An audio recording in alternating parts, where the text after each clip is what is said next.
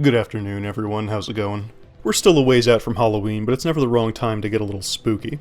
Flickering lights are a staple of horror movies and games, good to bad, and now it can be our turn. Now, by default, there is a doodad in the StarCraft 2 editor called flashing lights, but it's not really what we're looking for, so ignore that one and let's get to work.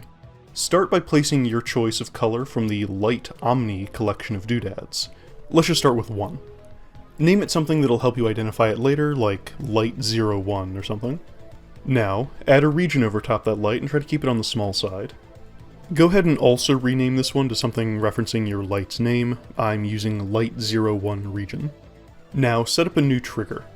I'll still be using my typical testing event when this medic enters the region on this disk.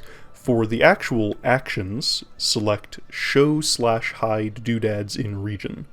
Fill in the blanks using Hide, Light Omni, whatever color you picked, and Light 01 region. Now, duplicate this action and switch Hide to Show. Put a wait trigger between them. In the time category, switch your menu to Function, then select Random Reel. Now you get to select Range. This is all personal preference, obviously, but for the effect to work best, I like picking something like 0.1 to 0.25. This is pretty fast, but still has a noticeable bit of variation to it. Finally, make sure that you have selected Real Time instead of any of the other options. Then duplicate your Wait trigger and stick it after the Show trigger, so you should have Hide, Wait, Show, Wait. Then stick all four inside a Repeat Forever action, and you're good to go. Well, sort of. This is a good start, but not the best it could be. Back in the trigger editor, what I'm doing here is duplicating this block of 4 twice, tweaking the weight value ranges a bit with each one.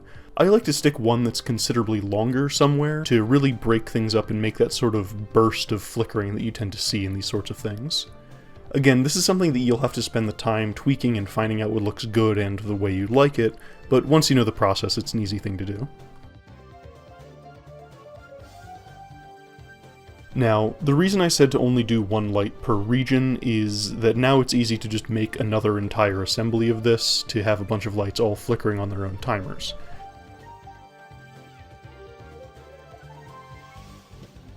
If you have 2 or more lights in the same region, they'll all flicker the same way. Maybe you want that, maybe you don't, but now you know how to do it. And let's go a little further since this one's kind of short. Maybe you want these lights to stop after a while and go back to shining steadily or turn off entirely. Well, you could just use a different repeat trigger, the one that lets you pick a certain number of times, but that introduces its own set of complications. The fact that we're using random value ranges makes it hard to get specific timings, and if you have the repeat action inside any other triggers, you're stuck waiting for all of them to play out. So instead, I like keeping them as repeat forever, but locked away in their own trigger like they currently are. Then, when I need it to start up, that's easy, and turning them off again just needs another inciting event, the medic leaving the region on the disk, and a stop trigger action selecting our loops. From there, you can also add in one of those show hide doodad actions if you want the lights permanently on or off. And there you go, flickering lights made easy and controllable. Alright, till next time.